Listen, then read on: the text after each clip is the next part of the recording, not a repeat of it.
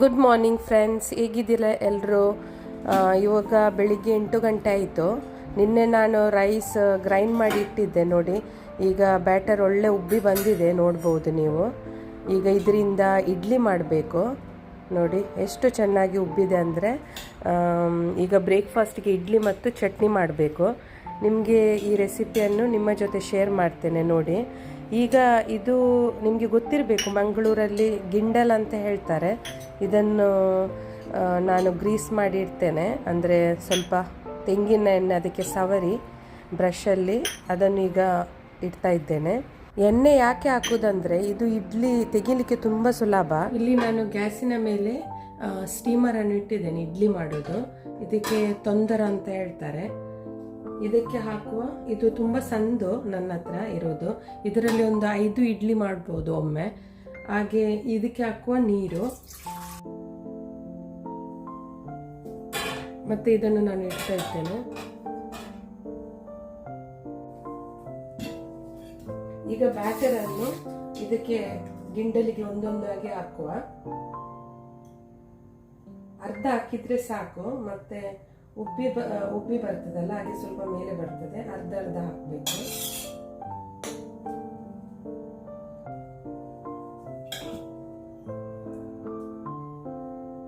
ಒಂದೊಂದಾಗಿ ಹಾಕ್ತಾ ಇದ್ದೇನೆ ನೋಡಿ.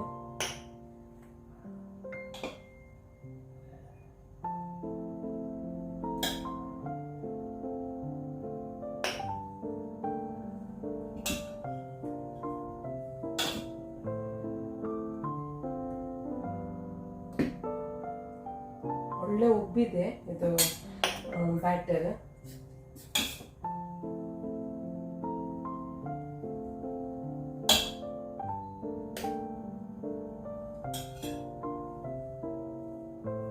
ಇದರಲ್ಲಿ ಸ್ವಲ್ಪ ಕಡಿಮೆ ಆಯಿತು, ಸ್ವಲ್ಪ. ಈಗ ಸ್ಟೀಮರಿಗೆ ಅಂದರೆ ತೊಂದರೆಗೆ ಒಂದೊಂದು ಇಡ್ತಾ ಹೋಗ್ತೇನೆ.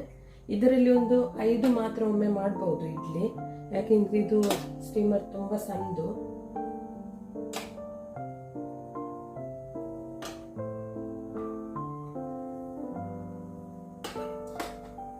ಈಗ ಇದನ್ನು ಮುಚ್ಚುವ.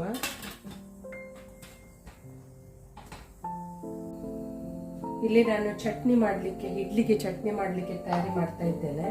ಇದು ಮಿಕ್ಸಿ ಜಾರಲ್ಲಿ ಹಾಕಿದ್ದೇನೆ ನೋಡಿ. ಸ್ವಲ್ಪ ತೆಂಗಿನಕಾಯಿ, ಮತ್ತೆ ಇದಕ್ಕೆ ಹಾಕುವ ಹುಳಿ ಒಂದು ಸಣ್ಣ ತುಂಡು, ಮತ್ತೆ ಸ್ವಲ್ಪ ಕೊತ್ತಂಬರಿ ಸೊಪ್ಪು, ಮತ್ತೆ ನೋಡಿ ಸ್ವಲ್ಪ ಮಿಂಟ್ ಲೀವ್ಸ್, ಮತ್ತೆ ಒಂದು ಖರ್ಜೂರ ಡೇಟ್ಸ್, ಮತ್ತೆ ಒಂದು ಗ್ರೀನ್ ಚಿಲ್ಲಿ, ಮತ್ತು ಸಣ್ಣ ತುಂಡು ಜಿಂಜರ್, ಮತ್ತೆ ಸ್ವಲ್ಪ ಉಪ್ಪು ಹಾಕುವ. ಇದಕ್ಕೆ ರುಚಿಗೆ ತಕ್ಕಷ್ಟು ಉಪ್ಪು, ಮತ್ತೆ ಸ್ವಲ್ಪ ನೀರು ಹಾಕಿ ಗ್ರೈಂಡ್ ಮಾಡುವ.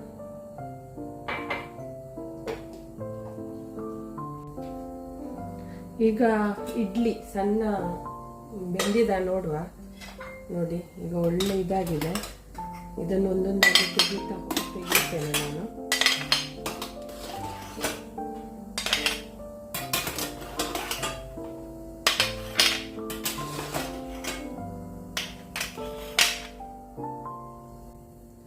ನೋಡಿ, ಇದು ನಾನು ಬೆಳಿಗ್ಗೆದು ಬ್ರೇಕ್ಫಾಸ್ಟ್ಗೆ ಮಾಡ್ತಾ ಇದ್ದೇನೆ. ಇದನ್ನು ಹೀಗೆ ಈ ಥರ ಮುಚ್ಚಿಡಬೇಕು, ಯಾಕೆಂದ್ರೆ ಬಿಸಿ ಬಿಸಿ ತೆಗಿಲಿಕ್ಕೆ ಹೋದ್ರೆ ಇಡ್ಲಿ ಸರಿಯಾದ ಶೇಪಲ್ಲಿ ಬರುವುದಿಲ್ಲ.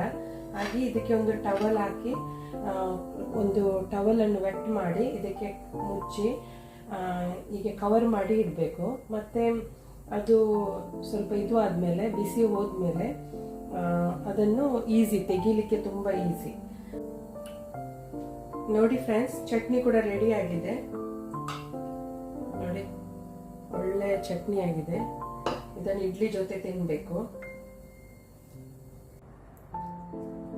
ನೋಡಿ ಫ್ರೆಂಡ್ಸ್. ಈಗ ಇದನ್ನು ಇಡ್ಲಿ ನೋಡಿ, ಈಗ ಅದು ತೆಗೆಯುವಾಗಲೇ ಬಂತು.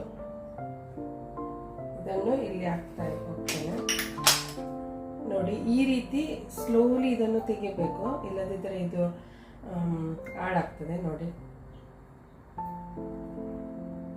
ನೋಡಿ ಎಷ್ಟು ಸರಿಯಾಗಿ ಬಂದಿದೆ ಅಂದರೆ ಇಡ್ಲಿ. ತುಂಬ ಸಾಫ್ಟ್ ಕೂಡ. ನಾನು ನಿಮಗೆ ತೋರಿಸ್ತೇನೆ ಮೊದಲೆಲ್ಲ ತೆಗೆದು ಇಡುವ. ಹೀಗೆ ಇದನ್ನು ಜಾಗ್ರತೆಯಿಂದ ತೆಗಿಬೇಕು, ಇಲ್ಲದಿದ್ದರೆ ಇದು ಕಿವುಚಿ ಹೋಗ್ತದೆ ನೋಡಿ.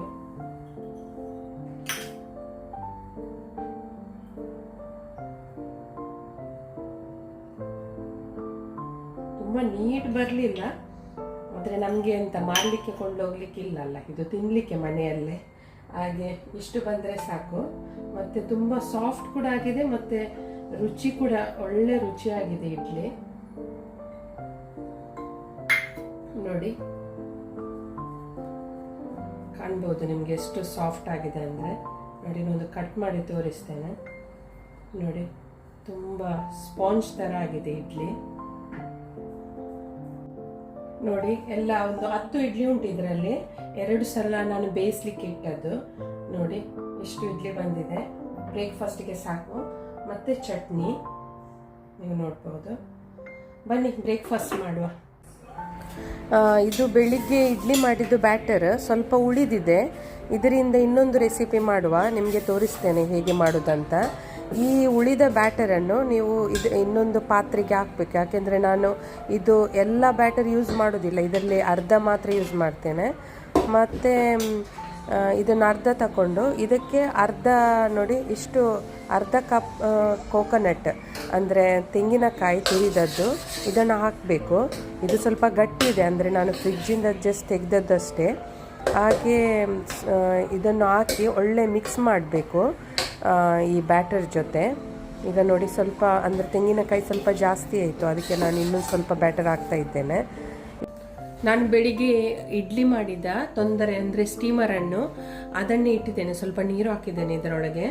ಮತ್ತು ಈಗ ಹಾಕ್ತಾ ಇದ್ದೇನೆ ಇದು ಬಾಳೆ ಎಲೆ, ಅಂದರೆ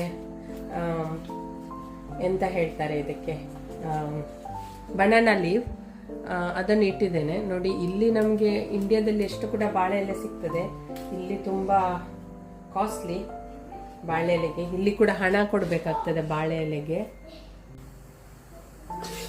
ಈಗ ಇದಕ್ಕೆ ನೋಡಿ ಮಿಕ್ಸ್ ಮಾಡಿ ಇಟ್ಟ ಇಡ್ಲಿ ಬ್ಯಾಟರ್ ಉಂಟಲ್ಲ, ಅದಕ್ಕೆ ನಾನು ನೀವು ನೋಡಿರಬೇಕು ಗ್ರೇಟೆಡ್ ಕೋಕೋನಟ್ ಹಾಕಿದ್ದೆಲ್ಲ, ಅದನ್ನೆಲ್ಲ ಮಿಕ್ಸ್ ಮಾಡಿಟ್ಟ ಅದನ್ನು ಇದಕ್ಕೆ ಹಾಕುವ.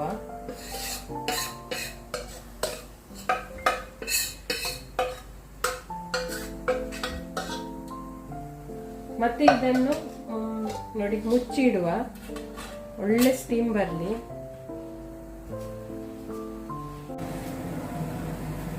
ಈಗೊಂದು ತೆಗೆದು ನೋಡುವ ಇದನ್ನು ಎಷ್ಟು ಬೇಯ್ದ ಅಂತ. ಇದು ಒಂದು ಸ್ಟಿಕ್ ನನ್ನ ಹತ್ರ ಉಂಟು ನೋಡಿ, ಇದು ಬಾರ್ಬಿಕ್ಯೂ ಮಾಡೋದು ಸ್ಟಿಕ್, ಇದರಲ್ಲಿ ಚೆಕ್ ಮಾಡುವ ನೋಡಿ. ಇದಕ್ಕೆ ಸ್ಟಿಕ್ ಆಗಲಿಲ್ಲ ಅಂದರೆ ಇದು ಒಳ್ಳೆ ಬೇಯ್ದೆ ಅಂತ. ಈಗ ಗ್ಯಾಸ್ ಬಂದ್ ಮಾಡಿಡುವ. ಈ ರೀತಿ ಉಳಿದ ಇಡ್ಲಿ ಉಂಟಲ್ಲ, ಇಡ್ಲಿಯ ಬ್ಯಾಟರ್ ಇದ್ರೆ ನಿಮಗೆ ಮಾಡಿ ಈ ರೀತಿ ಮಾಡ್ಬೋದು. ಇದಕ್ಕೆ ಸ್ವಲ್ಪ ಜಾಗ್ರಿ ಕೂಡ ಹಾಕಿ ಟ್ರೈ ಮಾಡ್ಬೋದು.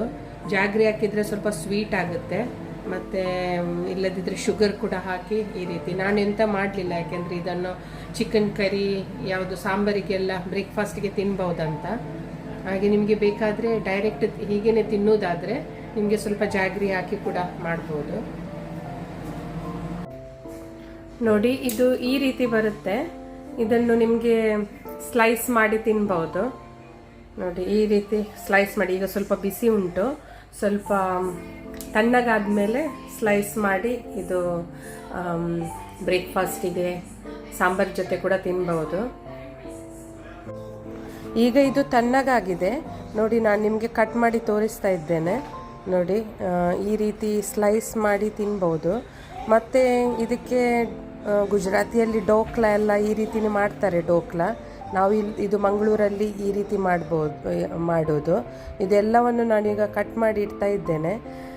ನಿಮಗೆ ನನ್ನ ರೆಸಿಪಿ ಇಷ್ಟ ಆದರೆ ಒಂದು ಲೈಕ್ ಮಾಡಿ, ಶೇರ್ ಮಾಡಿ, ಮತ್ತು ಸಬ್ಸ್ಕ್ರೈಬ್ ಮಾಡೋದನ್ನು ಮಾತ್ರ ಮರೆಯಬೇಡಿ ನೋಡಿ. ಇದು ತುಂಬ ಟೇಸ್ಟಿಯಾಗಿರುತ್ತೆ ಕೋಕೋನಟ್ ಹಾಕಿದರೆ. ನಾಳೆ ಬರ್ತೇನೆ ಇನ್ನೊಂದು ರೆಸಿಪಿ ಜೊತೆ. ಬಾಯ್ ಬಾಯ್.